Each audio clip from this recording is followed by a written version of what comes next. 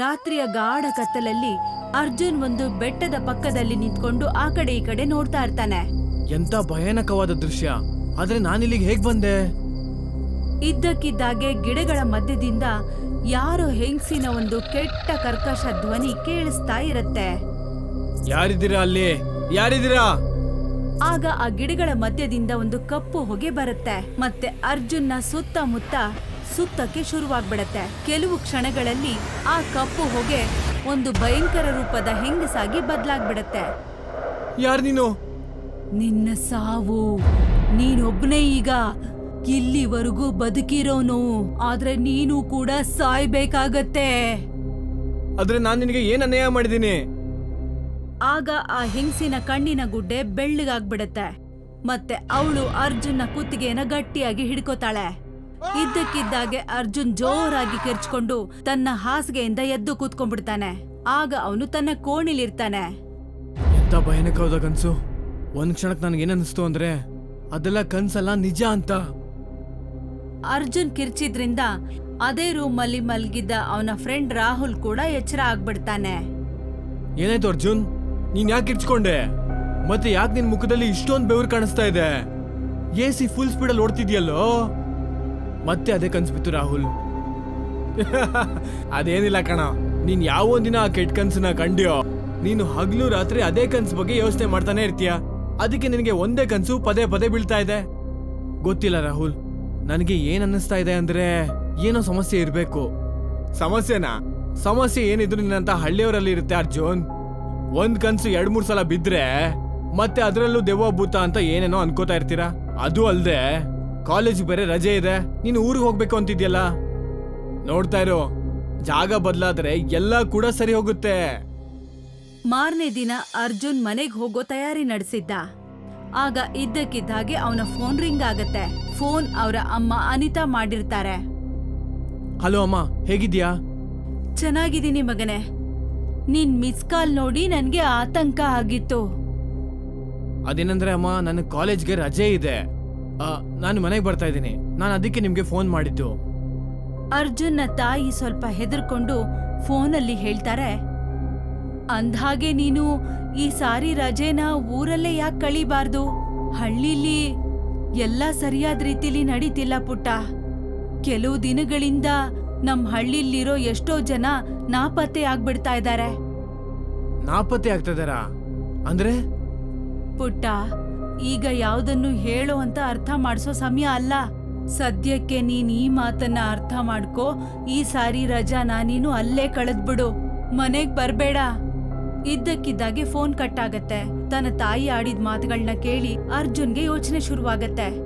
ಆಗ ಅಲ್ಲಿಗೆ ರಾಹುಲ್ ಬರ್ತಾನೆ. ಏನಾಯ್ತಪ್ಪ, ಇಷ್ಟು ದಿನ ಆದ್ಮೇಲೆ ಊರಿಗೆ ಹೋಗ್ತಿದ್ಯಾ? ಖುಷಿ ಆಗೋದ್ ಬಿಟ್ಟು ಯಾಕ ಮುಖನ ಹೀಗ್ ಮಾಡ್ಕೊಂಡು ಇಟ್ಕೊಂಡಿದ್ಯಾ? ಈಗಷ್ಟೇ ಅಮ್ಮಂಗೆ ಕಾಲ್ ಮಾಡಿದ್ದೆ ರಾಹುಲ್. ಅವ್ರು ಏನ್ ಹೇಳಿದ್ರು ಅಂದ್ರೆ ಊರಿಗೆ ಬರೋದು ಬೇಡ ಅಂತ.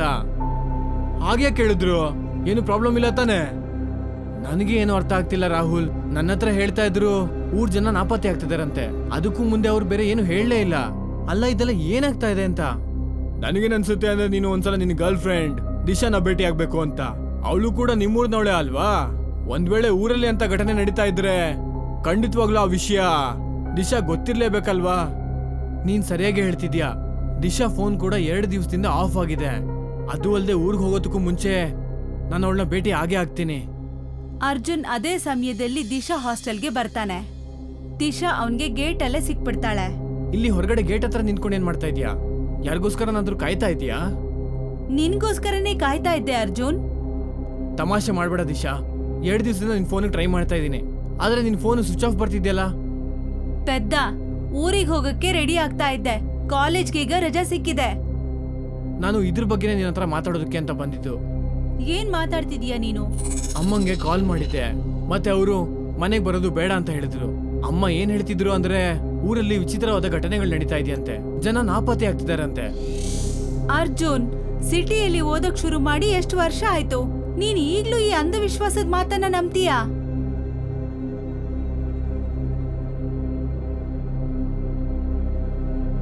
ಒಂದ್ ವೇಳೆ ಹೀಗಿದ್ರೆ ನನ್ಗ್ಯಾರೋ ಊರಿಂದ ಫೋನ್ ಮಾಡಿಲ್ವಲ್ಲ? ಸರಿ, ನಾವಿಬ್ರು ಊರಿಗೆ ಹೋಗೋಣ. ಅರ್ಜುನ್, ಇದು ಸಿಟಿ. ಇಲ್ಲಿನ ವಿಷಯ ಬೇರೆ ರೀತಿ ಇರುತ್ತೆ. ನಾವಿಲ್ಲಿ ರೆಸ್ಟೋರೆಂಟ್ ಅಲ್ಲಿ, ಪಾರ್ಕ್ ಅಲ್ಲಿ ಮೀಟ್ ಮಾಡ್ಬೋದು. ಆದ್ರೆ ಹಳ್ಳಿಯಲ್ಲಿ ನಾವು ಮದ್ವೆಗೂ ಮುಂಚೆ ನಮ್ಮಿಬ್ರನ್ನು ಜೊತೆಲಿ ನೋಡ್ಕೊಂಡ್ರು ಅಂದ್ರೆ ಅಷ್ಟೇ, ಕತೆ ಮುಗೀತು. ಅದು ಅಲ್ದೆ ಹಳ್ಳಿಲಿ ನನ್ನ ಮತ್ತೆ ನಿನ್ ಬಗ್ಗೆ ಬೇರೆ ಬೇರೆ ರೀತಿ ಮಾತಾಡ್ತಾನೆ ಇರ್ತಾರೆ. ಅದಕ್ಕೆ ಮೊದ್ಲು ನೀನ್ ಊರಿಗೆ ಹೋಗು, ನಾನ್ ಆಮೇಲೆ ಬರ್ತೀನಿ. ಮಾರನೇ ದಿನ ಅರ್ಜುನ್ ತನ್ನ ಹಳ್ಳಿಗೆ ಹೋಗ್ತಾನೆ. ಅರ್ಜುನ್ ತನ್ನ ಮನೆ ತಲುಪ್ತಿದ್ದ ಹಾಗೆ ಅವನನ್ನ ನೋಡಿ ಅವನ ತಾಯಿ ಮತ್ತೆ ತಂದೆ ತುಂಬಾನೇ ಹೆದರ್ ಬಿಡ್ತಾರೆ. ಇದೇನಮ್ಮ, ನಿನ್ನ ನೋಡ್ಬಿಟ್ಟು ಯಾಕೆ ಇಷ್ಟೊಂದು ಗಾಬರಿ ಆಗಿದ್ಯಾ? ಅರ್ಜುನ್ನ ತಾಯಿ ಅವನಿಗೆ ಏನೋ ಹೇಳ್ಬೇಕು ಅಂತಿರ್ತಾರೆ. ಅಷ್ಟರಲ್ಲಿ ಅವನ ತಂದೆ ರಾಜೇಶ್ ಮಧ್ಯದಲ್ಲಿ ಮಾತಾಡ್ತಾರೆ. ಏನಿಲ್ಲ, ನೀನ್ ನಾಳೆ ಬೆಳಿಗ್ಗೆನೆ ಸಿಟಿಗೆ ಹೊರಟು ಬಿಡು. ಈಗ ಇದನ್ನ ಕೇಳಕ್ ಹೋಗ್ಬೇಡ, ಯಾಕೆ ಅಂತ ನಿನ್ಗೇನ್ ಹೇಳಿದೀವೋ ಅದನ್ನ ಮಾಡು. ಮತ್ತೆ ರಾತ್ರಿ ನಿನಗೆ ಯಾವುದೇ ಶಬ್ದ ಕೇಳಿಸಿದ್ರು ಕೂಡ ಅಪ್ಪಿ ತಪ್ಪಿ ಆಚೆ ಬರುವಂತ ಸಾಹಸ ಮಾಡಕ್ ಹೋಗ್ಬೇಡ. ಅರ್ಧ ರಾತ್ರಿಯಲ್ಲಿ ಇದ್ದಕ್ಕಿದ್ದಾಗೆ ಊರ್ ಜನರ ಶಬ್ದಕ್ಕೆ ಅರ್ಜುನ್ನ ನಿದ್ದೆ ಹಾಳಾಗತ್ತೆ. ಅವನು ಕಿಟಕಿಯಿಂದ ಬಗ್ ನೋಡ್ತಾನೆ. ಆಗ ಊರಿನ 4 ಜನ ವಟ ವಟ ಅಂತ ಮಾತಾಡ್ತಾ ಕಾಡಿನ ಕಡೆ ಹೊರಟಿರ್ತಾರೆ. ಅವರಲ್ಲಿ ಇವನ ತಂದೆ ಮತ್ತೆ ತಾಯಿ ಕೂಡ ಇರ್ತಾರೆ. ಅರ್ಜುನ್ಗೆ ಆಶ್ಚರ್ಯ ಆಗತ್ತೆ. ಇಷ್ಟು ರಾತ್ರಿ ಆಗಿದೆ, ಅಮ್ಮ ಅಪ್ಪ ಇವ್ರಗಳ ಜೊತೆ ಕಾಡಿಗೆ ಯಾಕೆ ಹೋಗ್ತಾ ಇದಾರೆ? ಮತ್ತೆ ಅವ್ರು ಯಾವ ಭಾಷೆ ಮಾತಾಡ್ತಾ ಇದಾರೆ? ನಾನೇ ಹೋಗಿ ನೋಡ್ತೀನಿ. ಅರ್ಜುನ್ ಬಾಗಿಲ್ ತೆಗ್ದು ಅವ್ರ ಹಿಂದೆನೆ ಹೋಗ್ತಾನೆ. ಅವರೆಲ್ಲರೂ ಕಾಡಲ್ಲಿ ಇರುವಂತ ಒಂದು ಹಳೆ ಬಾವಿ ಹತ್ರ ಬಂದು ನಿಂತ್ಕೋತಾರೆ. ಅನಿತಾ ಮತ್ತೆ ರಾಜೇಶ್, ಪಿಶಾಚಿ, ನಮ್ಮ ಬಲಿನ ಸ್ವೀಕಾರ ಮಾಡು, ಈ ಮಾತನ್ನ ಹೇಳಿ ಅನಿತಾ ಮತ್ತೆ ರಾಜೇಶ್ ಬಾವಿ ಒಳಗೆ ಜಿಗಿದ್ಬಿಡ್ತಾರೆ. ಇದ್ದಕ್ಕಿದ್ದಾಗೆ ಆ ಭಯಂಕರವಾದ ಬಾವಿಯಿಂದ ಭಯಂಕರವಾಗಿ ಕಾಣಿಸುವಂತ ವಿಚಿತ್ರ ಹೆಂಗಸು ಆಚೆ ಬರ್ತಾಳೆ. ಅವಳ ಕಣ್ಣುಗಳು ನೀಲಿಯಾಗಿರತ್ತೆ ಮತ್ತೆ ಮುಖ ಕಪ್ಪಗಿರತ್ತೆ. ನೋಡ್ತಿದ್ದ ಹಾಗೆ ಅವಳು ಉಳಿದಿರೋ ಇಬ್ಬರನ್ನು ಉಗುರಿಂದ ಕೊಂದು ಬಿಡ್ತಾಳೆ. ಅರ್ಜುನ್ ಕಣ್ಣುಗಳಿಗೆ ಕತ್ತಲ ಆವರಿಸ್ಬಿಡತ್ತೆ. ಸ್ವಲ್ಪ ಸಮಯದಲ್ಲೇ ಅರ್ಜುನ್ ತನ್ನನ್ನ ದಿಶಾ ಮನೆಯಲ್ಲಿ ನೋಡ್ತಾನೆ. ನಾನ್ ಇಲ್ಲಿಗೆ ಬಂದೆ ದಿಶಾ? ನೀನು ನನ್ನ ಮನೆಯಲ್ಲಿ ಪ್ರಜ್ಞೆ ತಪ್ಪಿ ಬಿದ್ದಿದ್ದೆ. ಇದ್ ನೀನ್ ಹೇಳ್ತಿದ್ದೆ ದಿಶಾ? ನಾನಂತೂ ಆ ಭಯಾನಕವಾದ ದೃಶ್ಯ ನೋಡ್ಬಿಟ್ಟು ಪ್ರಜ್ಞೆ ತಪ್ಪ ಹೋದೆ. ಮತ್ ನೀನ್ ಊರಿಗೆ ಯಾವಾಗ ಬಂದೆ? ಸ್ವಲ್ಪ ಸಮಯಕ್ ಮುಂಚೆ. ಇದ್ದಕ್ಕಿದ್ದಾಗೆ ಅರ್ಜುನ್ಗೆ ತನ್ನ ತಂದೆ ತಾಯಿ ನೆನ್ಪಾಗ್ಬಿಡತ್ತೆ. ಮತ್ತೆ ಅವನ ಕಣ್ಣಲ್ಲಿ ನೀರ್ ಬಂದ್ಬಿಡತ್ತೆ. ನೀನ್ ಯಾಕೆ ಅಳ್ತಾ ಇದೀಯ ಅರ್ಜುನ್? ಅರ್ಜುನ್ ಕಂಪಿಸ್ತಾ ಆ ಭಯಂಕರ ಘಟನೆನ ಹೇಳ್ತಾನೆ. ಅರ್ಜುನ್ ಮಾತುಗಳನ್ನ ಕೇಳಿ ದಿಶಾ ಜೋರಾಗಿ ನಗಕ್ ಶುರು ಮಾಡ್ತಾಳೆ. ನನಗನ್ಸತ್ತೆ ಅರ್ಜುನ್, ನೀನ್ ಯಾವ್ದೋ ಕನ್ಸ್ ಕಂಡಿದೀಯಾ ಅಂತ. ಇದ್ ನೀನ್ ಏನಂತ ಮಾತಾಡ್ತಿದ್ಯಾ ದಿಶಾ? ಇದೆಲ್ಲಾನು ನಾನು ನನ್ನ ಕಣ್ಣಾರೆ ನೋಡಿದೀನಿ. ನಾನ್ ಈ ಮಾತೆಲ್ಲ ನಂಬೋದಿಲ್ಲ. ಒಂದ್ ವೇಳೆ ನಿನಗೆ ನನ್ನ ಮಾತಿನ ಮೇಲೆ ನಂಬಿಕೆ ಇಲ್ಲ ಅಂದ್ರೆ ನೀನು ನನ್ ಜೊತೆ ಬಾ, ಸ್ವತಃ ನಿನಗೆ ನಿಜ ಏನು ಅಂತ ಗೊತ್ತಾಗುತ್ತೆ. ಒಂದ್ ವೇಳೆ ಇದೇ ವಿಷಯ ಆಗಿದ್ರೆ ನಡಿ ಅರ್ಜುನ್, ನಾನು ನೋಡ್ಬೇಕು ಆ ಪಿಶಾಚಿ ಯಾರು ಅಂತ.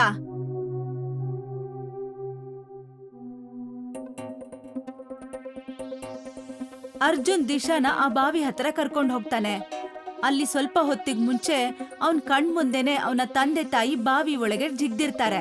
ಆದ್ರೆ ಈ ಸಮಯದಲ್ಲಿ ಅಲ್ಲಿ ತುಂಬಾ ನಿಶಬ್ದ ಆವರಿಸಿರುತ್ತೆ. ದಿಶಾ ಮುಗುಳ್ನಗ್ತಾ ಅರ್ಜುನ್ಗೆ ಹೇಳ್ತಾಳೆ, ನನಗಂತೂ ಇಲ್ಲಿ ಯಾರು ಕಾಣಿಸ್ತಿಲ್ಲ ಅರ್ಜುನ್. ನನ್ನ ಮಾತನ್ನ ನಂಬು ದಿಶಾ. ಈ ಬಾವಿ ಒಳಗಡೆಯಿಂದ ಒಬ್ಳು ಭಯಾನಕವಾದ ಹೆಂಗ್ಸಾಚೆ ಬಂದ್ಲು. ಇದ್ದಕ್ಕಿದ್ದಾಗೆ ಅರ್ಜುನ್ ಕಿವಿಗಳಿಗೆ ಅವನ ತಾಯಿಯ ಧ್ವನಿ ಕೇಳ್ಸತ್ತೆ. ಆ ಹುಡುಗಿಯಿಂದ ದೂರ ಹೋಗು ಪುಟ್ಟ. ಅವನ ತಾಯಿಯ ದನಿಯನ್ನ ಕೇಳಿ ಅರ್ಜುನ್ ತಕ್ಷಣ ಹಿಂದಿರುಗಿ ನೋಡ್ತಾನೆ. ಆಗ ಅವನ ಕಣ್ಮುಂದೆ ಅವನ ತಂದೆ ತಾಯಿ ಮತ್ತೆ ತುಂಬಾ ಊರಿನ ಜನಗಳು ಕೈಯಲ್ಲಿ ಪಂಜನ ಹಿಡ್ಕೊಂಡು ಒಬ್ಬ ಮಾಂತ್ರಿಕನ ಜೊತೆ ನಿಂತಿರ್ತಾರೆ. ಮಾಂತ್ರಿಕ ಜೋರಾಗಿ ಕಿರ್ಚಿ ಹೇಳ್ತಾನೆ, ಆ ಹುಡುಗಿಯಿಂದ ದೂರ ಬಾ ಅರ್ಜುನ್. ಹೀಗಾಗೋದಕ್ಕೆ ಹೇಗ್ ಸಾಧ್ಯ ಅಮ್ಮ? ಸ್ವಲ್ಪ ಹೊತ್ತಿಗೂ ಮುಂಚೆ ಅಷ್ಟೇ ನನ್ನ ಕಣ್ಣು ಮುಂದೆ ನೀವು ಮತ್ತೆ ಅಪ್ಪ ಪ್ರಾಣ ಕಳ್ಕೊಂಡ್ರಲ್ಲ. ಅದು ನಿನ್ನ ಕಣ್ಣುಗಳಿಗೆ ಭ್ರಮೆ ಆಗಿತ್ತು ಮಗನೇ. ಈ ಊರಲ್ಲಿ ಕೆಲವು ದಿನಗಳಿಂದ ಇದೇ ರೀತಿ ನಡೀತಾ ಇದೆ. ನಿನ್ನನ್ನ ಬಲಿ ತಗೊಳ್ಳೋದಕ್ಕೆ ಈ ರಾಕ್ಷಸಿ ಸಿಟಿಯಿಂದ ನಿನ್ನನ್ನ ಇಲ್ಲಿ ಕರ್ಸಿದಾಳೆ. ಯಾಕೆಂದ್ರೆ ಹಳ್ಳಿಲಿರೋ ಎಲ್ಲ ಯುವಕರನ್ನ ಇವಳು ಕೊಂದ್ ಹಾಕ್ಬಿಟ್ಟಿದ್ದಾಳೆ. ಮತ್ತೆ ಈ ಹಳ್ಳಿಲಿ ಈಗ ಇರೋ ಒಬ್ನೇ ಒಬ್ಬ ಯುವಕ ಅಂದ್ರೆ ಇದು ನೀನು. ಇದ್ ನೀವ್ ಏನಂತ ಮಾತಾಡ್ತಿದ್ದೀರಾ ಅಮ್ಮ? ನಿಮ್ಗೆ ದಿಶಾ ಯಾರು ಅಂತ ಗೊತ್ತಿಲ್ವಾ? ಇವಳು ದಿಶಾ ಅಮ್ಮ, ನನ್ನ ಬಾಲ್ಯದ ಗೆಳತಿ. ನೀನು ಯಾರನ್ನ ಗೆಳತಿ ಅನ್ಕೊಂಡಿದ್ಯೋ? ಇವಳು ನಿನ್ನ ಗೆಳತಿ ಅಲ್ಲ, ಬದ್ಲಿಗೆ ಅವಳೊಬ್ಳು ರಾಕ್ಷಸಿ. ಅವಳು ನಿನ್ನ ಪ್ರೇಯಸಿ ಅನ್ಕೊಂಡಿದ್ಯಾ? ಅವಳು ಸಾವನ್ನ ಹಂಚುವಂತಹ ಸಾವಿನ ಪ್ರೇಯಸಿ ಅವಳು. ಇವಳು ತಾಯಿ ಕೂಡ ಒಬ್ಬ ರಾಕ್ಷಸಿ ಆಗಿದ್ಲು. ಅವಳು ತನ್ನ ಗಂಡನನ್ನೇ ತಿಂದಾಕಿದ್ಲು. ಮತ್ತೆ ನಿನ್ನ ಈ ಪ್ರೇಯಸಿ ಕೂಡ ಒಬ್ಳು ರಾಕ್ಷಸಿನೇ. ಮಾಂತ್ರಿಕ ಈ ಮಾತನ್ನ ಹೇಳ್ತಿದ್ದ ಹಾಗೆ ಅರ್ಜುನ್ ಪಕ್ಕದಲ್ಲಿ ನಿಂತಿದ್ದ ದಿಶಾಳ ರೂಪ ಬದ್ಲಾಗಕ್ ಶುರುವಾಗತ್ತೆ. ಅವಳ ಕಣ್ಣುಗಳು ನೀಲಿ ಆಗ್ಬಿಡತ್ತೆ. ಅವಳ ಮುಖ ತುಂಬಾನೇ ಕಪ್ಪಾಗ್ಬಿಡತ್ತೆ. ನೀನಂತೂ ಅದೇ ಭಯಾನಕವಾದ ಹೆಂಗ್ಸು. ನನ್ ಕನ್ಸಲ್ ಬರ್ತಿದ್ಲಲ್ಲ ಅವಳು. ಆಗ ಆ ಭಯಂಕರವಾದ ಹೆಂಗ್ಸು ಅರ್ಜುನ್ನ ಕುತ್ತಿಗೆನ ಹಿಡ್ಕೋತಾಳೆ. ಈ ಊರಲ್ಲಿರೋ ಎಲ್ಲ ಯುವಕ ಮತ್ತೆ ಯುವತಿಯರ್ನ ನಾನು ಬಲಿ ತಗೊಂಡಿದ್ದೀನಿ. ಮತ್ತೆ ಇದು ಈ ಊರಿನ ಕಡೆಯ ವ್ಯಕ್ತಿಯ ಬಲಿ ಆಗತ್ತೆ. ಇದಾದ್ಮೇಲೆ ಪಿಶಾಚಿ ಜೀವಂತ ಆಗ್ಬಿಡ್ತಾಳೆ. ಮತ್ತೆ ಇಡೀ ಪ್ರಪಂಚದ ಮೇಲೆ ಹಿಡಿತ ಸಾಧಿಸ್ತೀನಿ. ಆ ಹುಡುಗನ ಬಿಟ್ಬಿಡು ರಾಕ್ಷಸೆ. ನೀನ್ ನನ್ಗೆ ಏನೂ ಮಾಡೋದಕ್ಕಾಗೋದಿಲ್ಲ. ನೀನು ಕೇವಲ ಒಬ್ಬ ಮಾಂತ್ರಿಕ ಅಷ್ಟೇ. ನಿನಗೆ ಗೊತ್ತಿಲ್ಲ ನನ್ನ ಶಕ್ತಿ ಏನು ಅಂತ. ಈ ಮಾತನ್ನ ಹೇಳಿ ಪಿಶಾಚಿ ತನ್ನ ಹಲ್ಲನ್ನ ಅರ್ಜುನ್ ಕುತ್ತಿಗೆಗೆ ಸೇರ್ಸ್ಬೇಕು ಅಂತಿರ್ತಾಳೆ. ಅಷ್ಟ್ರಲ್ಲಿ ಮಾಂತ್ರಿಕ ತನ್ನ ಮುಷ್ಟಿಯಲ್ಲಿರೋ ಕೆಂಪು ಬಣ್ಣದ ಪುಡಿಯನ್ನ ಆ ಪಿಶಾಚಿ ಮೇಲೆ ಎಸ್ದು ಬಿಡ್ತಾನೆ. ಮಂತ್ರಸಿರೋ ಬಣ್ಣ ಬೀಳ್ತಿದ್ದ ಹಾಗೆ ಅವಳು ಅರ್ಜುನನ್ನ ಬಿಟ್ಬಿಡ್ತಾಳೆ. ಮತ್ತೆ ಕಿರ್ಚ್ಕೊಂಡು ಬಾವಿ ಒಳಗಡೆಗೆ ಹೋಗ್ಬಿಡ್ತಾಳೆ. ಆಗ ಮಾಂತ್ರಿಕ ಜೋರಾಗಿ ಹೇಳ್ತಾನೆ, ಈ ಬಾವಿಯನ್ನ ಕಲ್ಲುಗಳಿಂದ ಮುಚ್ಚಾಕೆ. ಆಗ ಊರಿನ ಎಲ್ಲ ಜನ ಕಲ್ಲುಗಳನ್ನ ತಗೊಂಡ್ ಬಂದು ಬಾವಿ ಒಳಗೆ ಹಾಕಕ್ ಶುರು ಮಾಡ್ತಾರೆ. ಮತ್ತೆ ಮಾಂತ್ರಿಕ ಆ ಬಾವಿಯ ಮೇಲೆ ಮಂತ್ರಶಕ್ತಿಯಿಂದ ದಾರನ ಕಟ್ತಾರೆ. ಮತ್ತೆ ಅರ್ಜುನ್ ಊರಿನ ಜನರ ಕಡೆಗೆ ನೋಡಿ ಹೇಳ್ತಾರೆ, ನನಗ್ ಗೊತ್ತಿದೆ ನಿನ್ನ ಮನ್ಸಲ್ಲಿ ಹಲವಾರು ಪ್ರಶ್ನೆಗಳು ಕಾಡ್ತಾ ಇದೆ ಅಂತ. ಹಾ ಬಾಬಾ, ಅಷ್ಟಕ್ಕೂ ಇದೆಲ್ಲ ಏನು ಅಂತ. ನಿನ್ನ ಪ್ರೇಯಸಿಯ ತಾಯಿ ಒಬ್ಳು ರಾಕ್ಷಸಿಯಾಗಿದ್ಲು. ಈ ವಿಷಯ ಅವಳು ಗಂಡನ್ಗೆ ಗೊತ್ತಿರ್ಲಿಲ್ಲ. ಆದ್ರೆ ಯಾವಾಗ ರಾಕ್ಷಸಿಯ ಗಂಡನ್ಗೆ ತನ್ನ ಹೆಂಡತಿ ಒಬ್ಳು ರಾಕ್ಷಸಿ ಅಂತ ಗೊತ್ತಾಯ್ತು, ಆಗ ಅವನು ಸೀದಾ ನನ್ನ ಹತ್ರಕ್ ಬಂದ. ಆ ರಾಕ್ಷಸಿಗೆ ಈ ವಿಷಯ ಗೊತ್ತಾಗ್ಬಿಡ್ತು. ಮತ್ತೆ ಅವಳು ತನ್ನ ಗಂಡನ್ನ ಸಾಯಿಸಿ ತಿಂದಾಕಿದ್ಲು. ನಾನು ಕ್ರೋಧಗೊಂಡು ಆ ರಾಕ್ಷಸಿಯನ್ನ ಸಾಯಿಸ್ಬಿಟ್ಟೆ. ತನ್ನ ತಾಯಿ ಸಾಯ್ತಾರದನ್ನ ನೋಡಿ ರಾಕ್ಷಸಿಯ ಮಗಳು ಕೋಪಗೊಂಡು ಅವಳು ರಾಕ್ಷಸಿಯ ಪೂಜೆಯನ್ನ ಶುರು ಮಾಡ್ಕೊಂಡ್ಲು. ಅವಳು ನಿನ್ನ ಪ್ರೇಯಸಿ. ಗೊತ್ತಿಲ್ಲ ಊರಲ್ಲಿರೋ ಎಷ್ಟೋ ಜನರ ಬಲಿಯನ್ನ ದುಷ್ಟಶಕ್ತಿಗಳಿಗೆ ಕೊಟ್ಲು. ಅವಳಿಗೆ ಇನ್ನು ಒಂದೇ ಒಂದು ಬಲಿಯ ಅವಶ್ಯಕತೆ ಇತ್ತು. ಒಂದ್ ವೇಳೆ ಅವಳು ಇದರಲ್ಲಿ ಏನಾದ್ರೂ ಯಶಸ್ವಿ ಆಗಿದ್ರೆ ಆಗ ಎಲ್ಲ ಮುಗ್ದೋಗ್ತಾ ಇತ್ತು. ಯಾರ ಬಲಿ ಬಾಬಾ? ನಿನ್ನ ಬಲಿ.